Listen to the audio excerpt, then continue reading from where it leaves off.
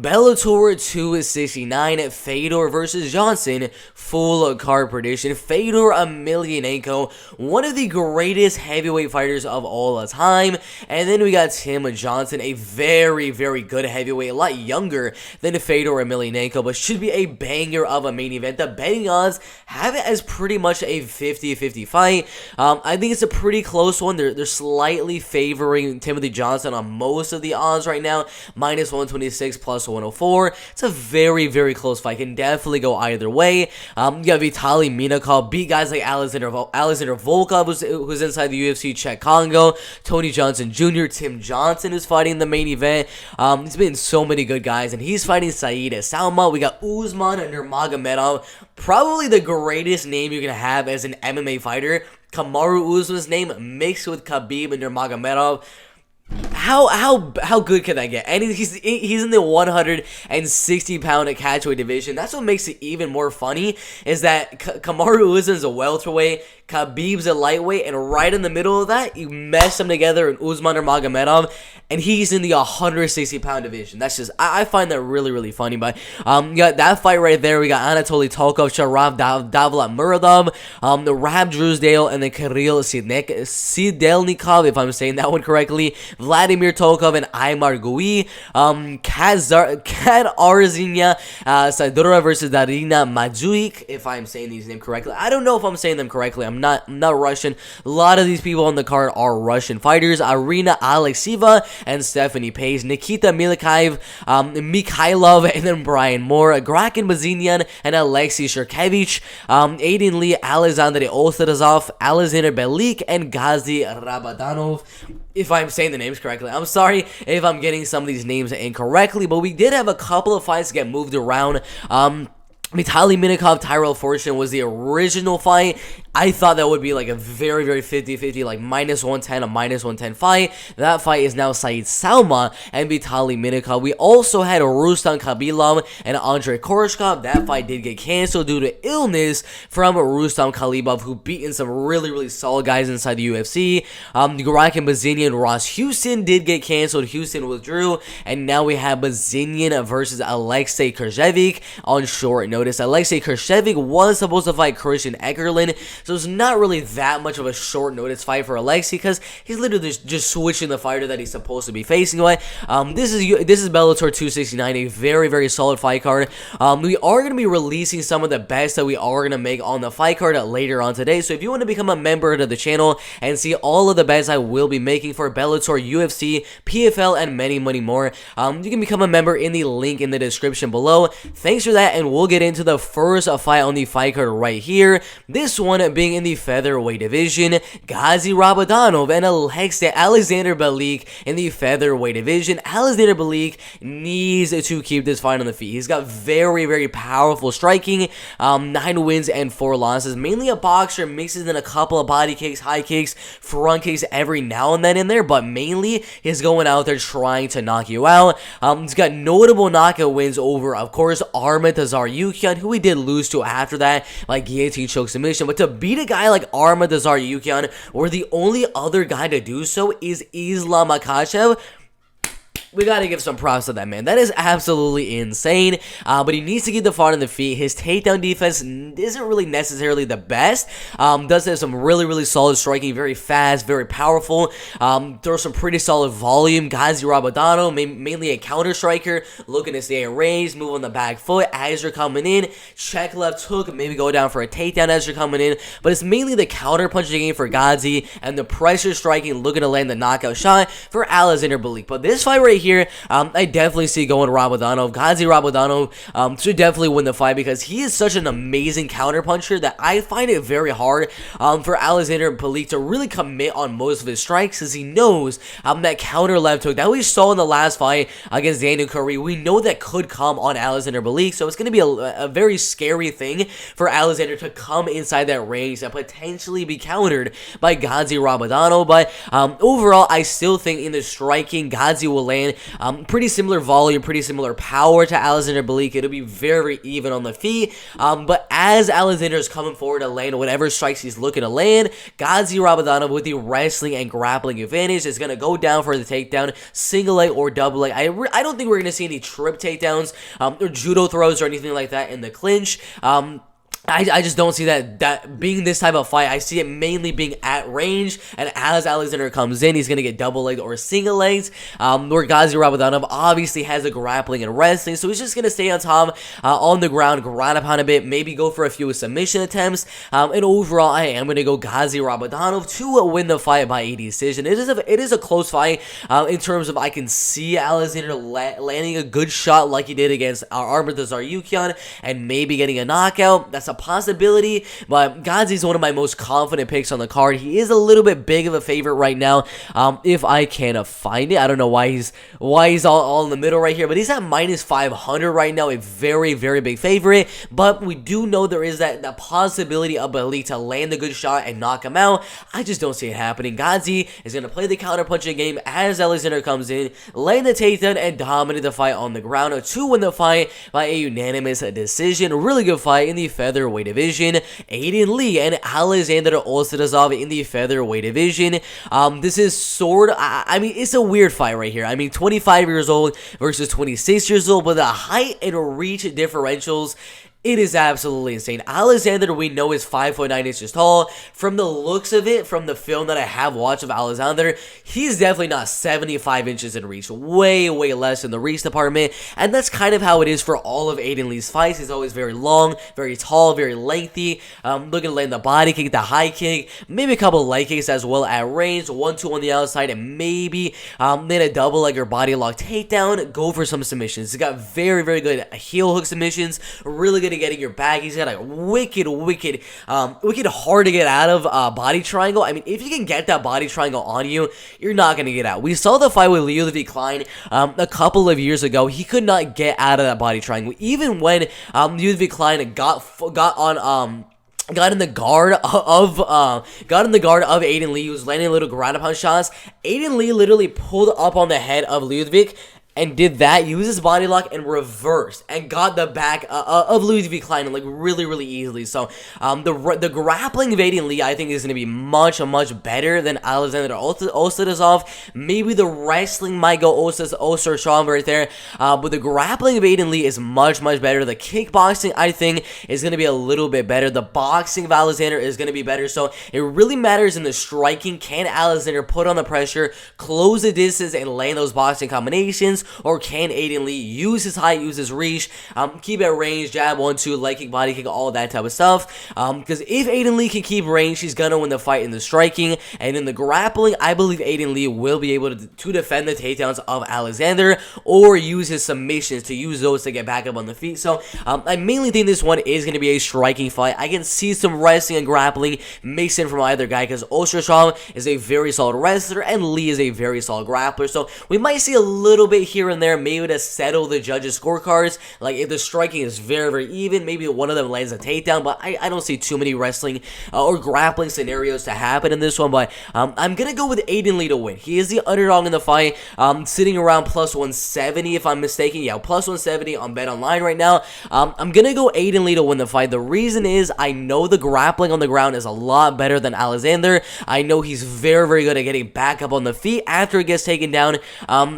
And I don't see Aleksandr being able to control the fight on the ground that well on Aiden Lee, especially with the submission attempts of Aiden Lee constantly going for triangles, going for arm bars, trying to reverse the position. It's going to be way too tough for him to control the fight on the ground. In the striking, I think Aiden Lee is going to land the more powerful shots and be able to keep that range and win the fight by a decision right here. I can see a head kick knockout from Lee. I can see Aleksandr closing the distance and landing a good shot with Aiden Lee's back to the cage and knocking him out in the second or third round. Very good possibilities, but I think Aiden Lee will keep range, mix in some wrestling and grappling, and overall, my prediction right here is going to be the underdog in Aiden Lee, winning this fight by decision, but a very, very close fight in the Bellator 269 featherweight division right there. Guih and Bozinyan and Alexey Shurkevich in the welterweight division. Guih and Bozinyan, he's a very, very good wrestler, way better wrestling in my opinion to Alexey Shurkevich right here. Alexey does have some solid wrestling, has a couple of ground pound TKOs, has solid elbows on the ground, showing in his second to last fight with a first round TKO. He's got some pretty good striking as well, some pretty good kicks at range. He's probably going to have that striking advantage over Guih, and he's going to be a lot more powerful in my opinion, have a little bit more speed in the striking than Guih, and maybe throw a little bit more volume. So Alexey's going to have the advantage on the feet, but Guih, of course, is going to have the advantage on the ground, and that is why it's a very, very tough one to choose. With these type of fights where one guy has the advantage on the feet and one guy has the advantage on the ground, it's very, very tough to pick which side the fight is going to go, because you have no idea if Guih is even going to be able to land that takedown. But I think Guih can maybe play the counter-punching game a little bit, keep the fight very even on the feet, mixing those takedowns when he needs to secure the rounds on the judges' scorecards. It's a very, very close one. I can definitely see it going either way. If Alexey can defend the takedowns, keep at range, keep going in and out, in and out, in and out, to not be taken down by Guih, he can definitely win the decision. But I do think Guih will keep it even on the feet, maybe a little bit less. Strikes will be landed than Alexey, but he will make up for it with some takedowns and a little bit of ground and pound. So it's a very, very close fight. The betting odds also think that it is a very, very close fight. Right here, minus 135 and then plus 105. Alexey actually started at a plus 155 underdog, completely flipped. But I'm gonna go the underdog right here in Guih and Bozinyan. I think he's a little bit better in the wrestling and grappling, and he can keep the fight even on the feet to win the fight by a decision. Really good fight in the welterweight division right there. Brian Moore and Nikita Mikhailov in the bantamweight division. Of course, my prediction right here, I'm going to give it to you right now, is going to be Nikita Mikhailov, but I don't think he should be this big of a favorite. I'm very, very surprised that he's a 3-1 favorite. I mean, he went down to minus 400 at one point, which I thought was absolutely insane, but it's a much, much closer fight. We have a guy in Brian Moore who has a lot more experience than Nikita Mikhailov, with 14 wins, 7 losses, fought guys like Aiden McKee Jr., fought guys like Daniel Weichel, Marat Bekoyev, Gary Kelly, all of these guys right here that he's fought. He's on a 3-fight win streak, second round knockout win, and then a dominant decision. So he's a much bigger veteran. He's had a lot more experience than Nikita. Maybe has a better boxing than Nikita as well. We know if he goes out there on the front foot and can land those combinations in his boxing, he's gonna have the advantage there. But Nikita Mikhailov is gonna be the better kickboxer. Has a really good leg kicks, really good body kicks, front kicks, high kicks, jabs, 1-2s. Really good at standing the outside and keep in range to where he can actually land those kicks. I'm just worried about the pressure of Brian Moore just coming forward, constantly landing those boxing combinations. I'm very, very worried about that for Nikita Mikhailov. I'm still going to go Nikita Mikhailov to win, because he is also going to have the wrestling and grappling to fall back on, even if the striking isn't doing good. So that is why I'm going Nikita. I think Brian's best way of winning the fight would be to defend the takedowns and just put constant pressure on Nikita. Come forward, get Nikita's back to the cage, keep on defending those takedowns, and just start throwing boxing combinations. That is the best way Brian Moore is going to win. But even if he's able to do that, put on the pressure, put on the volume, land those combinations, even if he's able to do that, eventually Nikita is going to land one of those takedowns, grind upon a little bit, and then win the round that way. So the striking is going to be even. I'll give a slight advantage to Brian Moore, but Nikita can land the kicks at range as Brian Moore comes in, land the takedown, and win the fight on the ground. So it's a very close one. I think it's a lot closer than the betting odds do suggest, with the boxing advantage for Brian Moore. But overall, I am going to go Nikita Mikhailov winning that fight. I'm going to go a decision. Brian Moore hasn't been finished against decent competition. He lost to Daniel Weichel, Aiden McKee Jr. by finish, but other than that, I mean, he hasn't been finished too much. I mean, Marat Pekov right there, but another veteran over there in Cage Warriors. All the guys that are finishing him are very, very good. Marat Pekov, Daniel Weichel, and Aiden McKee Jr. I don't think we're gonna see a finish here. I think we're gonna see Nikita Mikhailov keep it even on the feet, mixing the wrestling, mixing the grappling, and win the fight by decision. Very close fight in the bantamweight division right there. Irina, Alexeyeva and Stephanie Paige in the flyweight division. Very simple prediction. I mean, it's not simple in who I'm going to be predicting to win the fight, because Stephanie Paige, in my opinion, is probably going to go out there. If you look right here, does it show her striking attributes? I don't know if it shows. It doesn't show her affiliation or how good of her Muay Thai she is, but she's a very, very solid striker. Goes out there just really solid striking, really powerful, really good kicks, front kicks, body kicks, really good Muay Thai, knees in the clinch, elbows in the clinch, all of that type of stuff. I was hoping it showed like some sort of Muay Thai credentials on here on Tapology, but it doesn't. I'm not too sure why. But Irina Alekseeva right here, you look at the nickname Russian Ronda. Why is that her nickname? Because Russian Ronda Rousey being an amazing judo fighter in the women's bantamweight division, former champion, was previously known as the greatest female fighter of all time. Then we got Amanda Nunes, Chris Cyborg, Valentina, all those girls, but she is the Russian Ronda because of course she is from Russia and she has amazing judo. Her opponent has really good kickboxing. She's coming off an armbar submission win, a decision win, and then a first round refusing to fight win. Not too sure what was happening there. Coming off a loss as well around 2 years ago. But this is the fight right here for all of you guys betting on Bellator 269. Do not do anything with this one. I mean, Stephanie Paige, her last fight was 3 months ago. Before that, it was 2.5 years ago. And when she did come back, she lost her fight by a decision. Irina has not fought in a year and 9 months. So I have no idea what either girl is really going to be looking like coming into their Bellator debuts. Stephanie could go out there with devastating takedown defense, really good judo throw, takedown defense, all that type of stuff. It just can outstrike Irina for 3 straight rounds. Irina can go out there looking the best ever, have way better striking, way better wrestling, all that stuff. It's one of those fights. I have no idea how either girl is going to look going out there in the fight, but from the film that I did watch, which was, of course, a year, 9 months ago, 2.5 years ago right there, I'm going to go Irina Alekseeva. Not a confident pick by any means. Stephanie Paige has been, if she's been working on that wrestling and takedown defense, she can definitely win the fight. I just have no idea if she has been, so do not take this prediction. Do not bet on the fight. It's not one of those that I'm very confident in. It's just based on the fights that I have seen from 2.5 years ago and 1.5 years ago. So my prediction, not a confident one, is going to be Irina Alekseeva winning that fight by a decision in the wrestling, grappling, judo, everything like that game. So again, not a confident pick, but I got Irina winning that fight. Katarzyna Sadura and Darina Mazdyuk in the flyweight division. Not too sure if I'm saying those names correctly, but she's a little bit more experienced than Mazdyuk. 4 wins and 4 losses, not necessarily losing to the best competition. I mean, she lost to a 5-4 girl, she lost to a 3-7 girl right there. She did lose to Sydney Kavanaugh, who's a pretty solid striker, and then Maiji Suotama right there as well. So she's fighting some decent competition.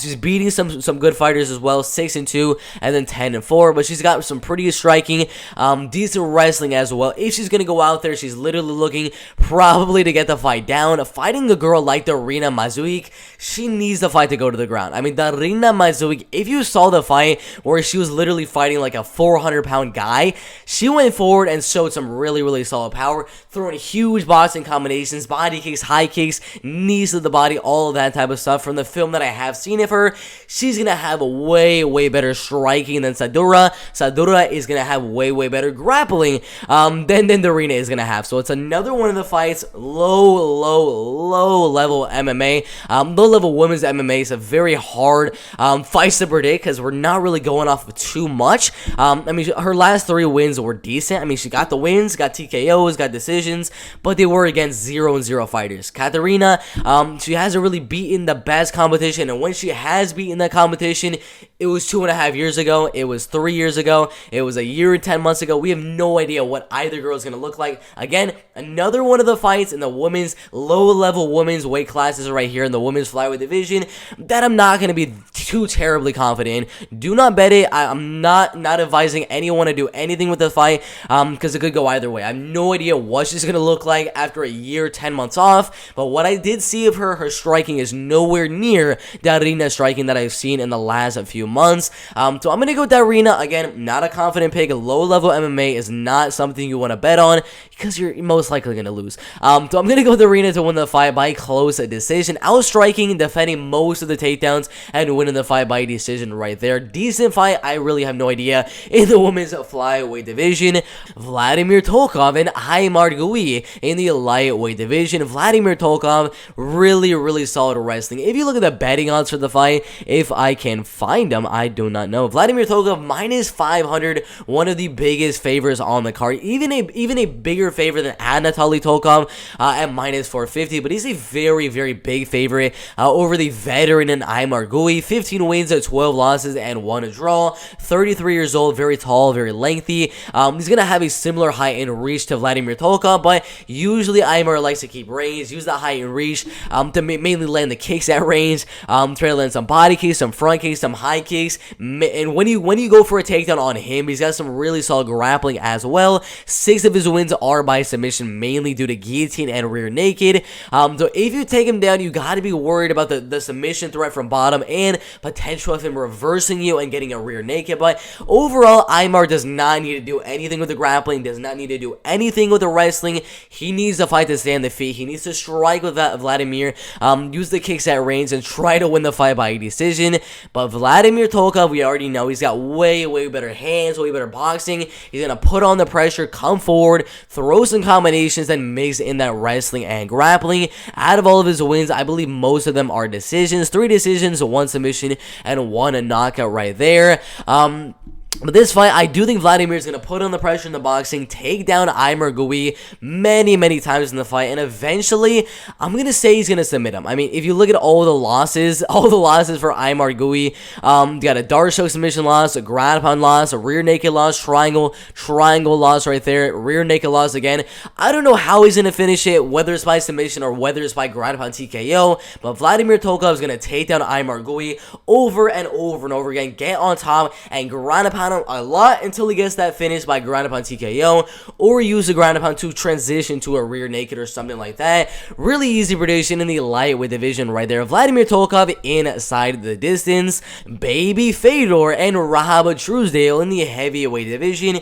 If you're wondering who Baby Fedor is, that is Kirill Sidelnikov right here in the heavyweight division. The reason they call him Baby Fedor is because he kind of looks like Fedor a little bit, and he kind of has a little bit of a baby face, sorta, kinda. So you can make a little resemblance. They're both from Russia, but they both fought some crazy competition. Recently, this man fought Chris Barnett, beat him by split decision, and then he fought Sergey Pavlovich, who's just an absolute beast. He did lose that fight right there, but he is UFC caliber to beat a guy like Chris Barnett right there by split decision. Got a couple of other good wins as well, but recently he's taken a little bit of a hiatus in the last few months. Has not fought in the last, I believe, 2 years. In his last fight inside of Bellator and against Domingo Barros right there, who was an undefeated fighter. But Kirill, he's got way better wrestling than Rob. He's got way better pressure. I think he's got a lot more power than Rob as well. The Rob, I think they're literally just bringing him into Bellator right now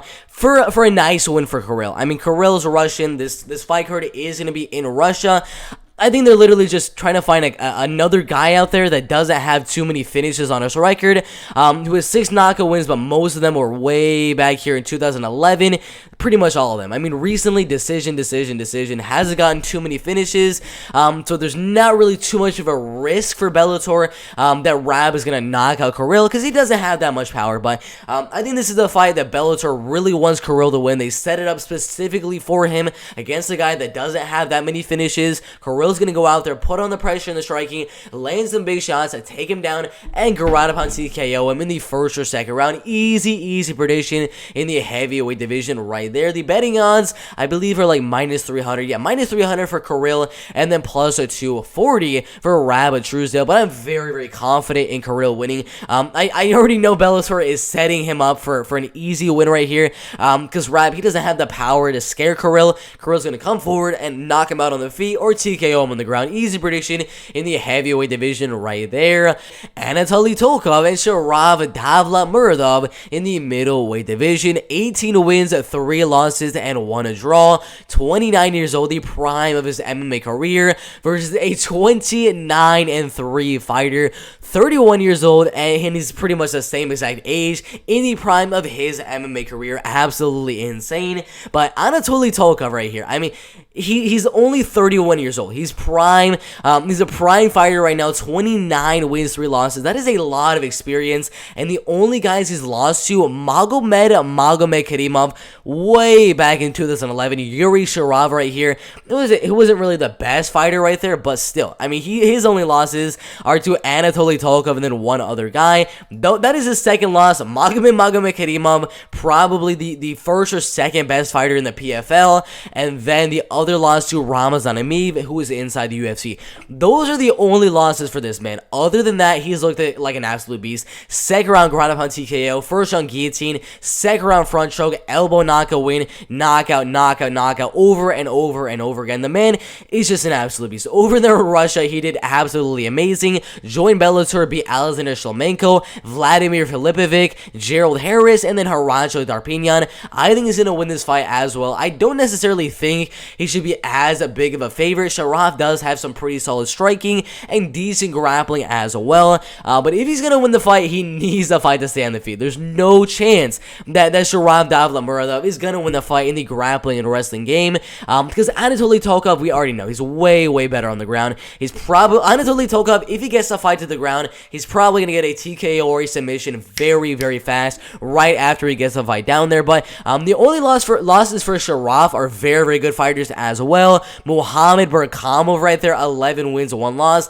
Now 15 wins and 1 loss, who just beat Jalil Willis and many other guys. The other loss being Brett Cooper, who's inside the PFL, and then Gadzhi Kiragomedov, if I'm saying that one correctly.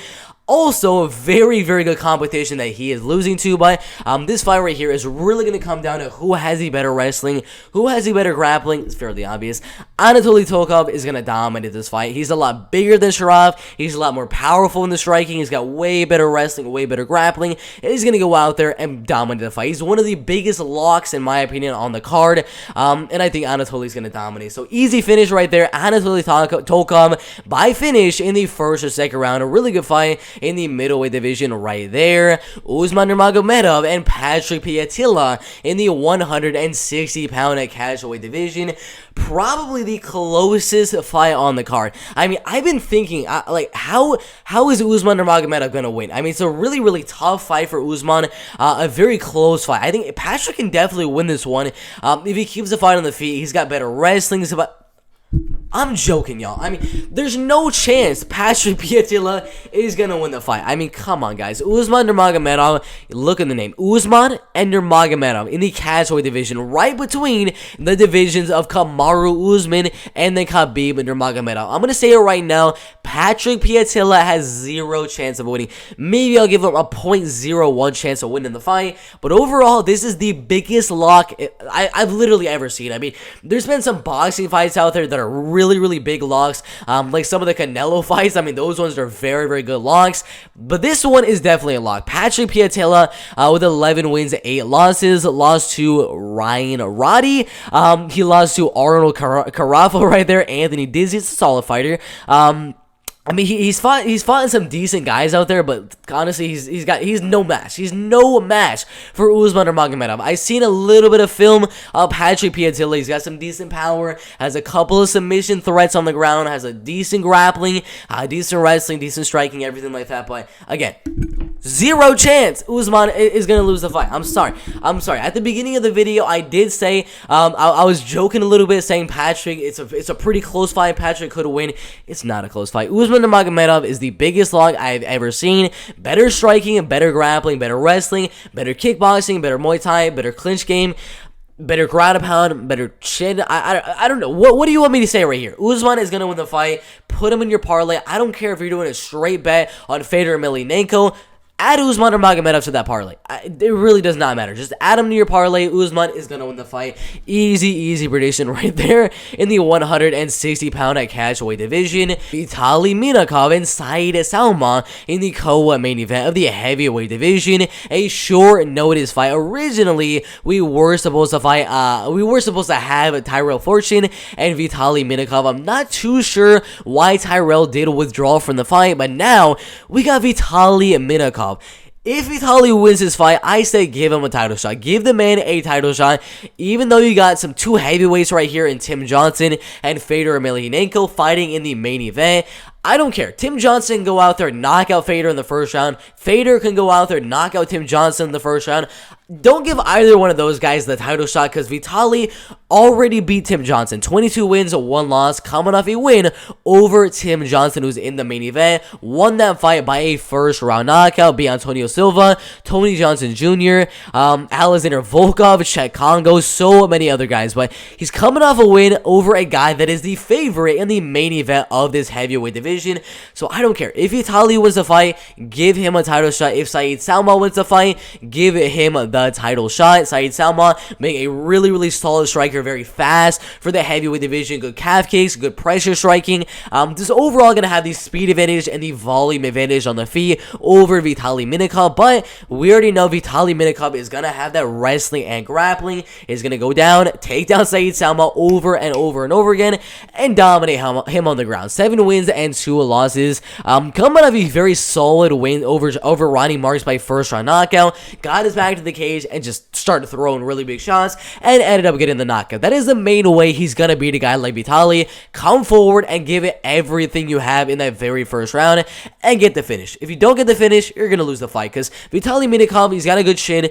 His only loss, I believe, was a decision loss to Chet Congo. That is about it. He's got a really solid chin. He's got way better wrestling, way better grappling. Eventually, he will get the fight down, and I do think that Vitaly will finish Sowma by ground upon TKO in the second or third round. He's way better on the ground, and that heavyweight ground and pound is gonna cut up Sowma many times, and they're gonna call the fight in the second or third round. A really good fight in the heavyweight division. Fedor Emelianenko and Tim Johnson in the main event of Bellator 269 in the heavyweight division. Fedor, the last emperor. Emelianenko, 39 wins and 6 losses.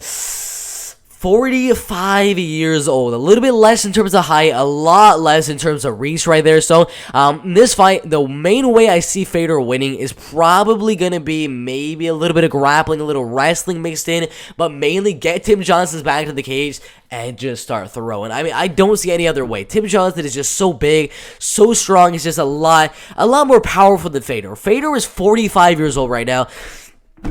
I don't know, man. I honestly don't even want to watch the fight because I'm really sad to see if Fedor is going to lose the fight, that it might be another loss where he just goes just like the fight with Ryan Bader, just like the fight with Matt Mitrione. I don't even know if I want to watch the fight. I mean, all of his losses, I believe, are finishes. Against Tsuyoshi Kosaki way back there, it was a cut right in the eye. That one didn't really count as a loss way back in the year 2000. After that, he got armbarred by Fabricio Verdum, got Dr. Stoppage against Antonio Silva, got knocked out by Dan Henderson, got knocked out by Matt Mitrione, got knocked out by Ryan Bader. I don't even know if I want to watch the fight, man, because I kind of see the same exact thing happening. Either one of these guys, if they're going to win the fight, it's going to be a knockout in the first or second round, but I don't know. The 3 guys that Fedor beat, Frank Mir, who at the time of that fight, let's see right here, he was 38 years old, way past his prime. Chael Sonnen, who I don't even know how old he was, but the way smaller fighter, a middleweight fighter going up to heavyweight and 41 years old. So there's another guy way out of the prime and not his correct weight class. We got Quentin Rampage Jackson, who's 41 years old, not even a heavyweight, mainly a light heavyweight fighter. So all of these guys right here that Fedor is beating, they're way out of their prime, and that was 2018, and then 2019. It's been 2 years. 2 years. He's gotten older. He's gotten a little bit less in terms of speed, in terms of power, in terms of all that type of stuff. I do think Tim Johnson is going to go out there, use that height, use that reach, keep that range for a little bit, and eventually get Fedor's back to the cage and just start throwing. Yeah, I think we're gonna see a knockout. I'm pretty sad about the fight. As soon as I heard Fedor was gonna fight Tim Johnson, I immediately got a little bit sad, a little watery eye for Fedor Emelianenko, because I feel that Tim Johnson is just gonna knock him out really fast in the very first round. So that is my prediction. I'm pretty sad about this one. That Tim Johnson is gonna probably knock out Fedor Emelianenko, but my prediction right here in the heavyweight division is going to be Tim Johnson going out there, using that height, using that size, going out there, pressuring Fedor and knocking him out pretty roughly in the very first round. Really good fight in the heavyweight division, the main event for Bellator 269. But yeah, that is my full card prediction for Bellator 269 at Fedor versus Johnson. Sorry about that. I got Tim Johnson winning his fight by knockout. Vitaly Minakov winning his fight by TKO. Usman Nurmagomedov winning his fight just inside the distance. Anatoly by decision. Kirill Sidelnikov by ground pound TKO or knockout on the feet. Vladimir winning that fight on the ground just inside the distance. Darina by decision. Irina by a decision. Brian Moore losing that fight. So Nikita Mikhailov winning by a decision. Bozinyan by a decision. Aiden Lee by a decision, and Gadzhi Rabadonov winning that fight probably by a decision. I can see a finish there. It's a very close one though, but yeah, those are my full card prediction for Bellator 269 at Fedor versus Johnson. If you guys like the video, subscribe to the channel and everything like that, and we'll see you in the next video. Let's go.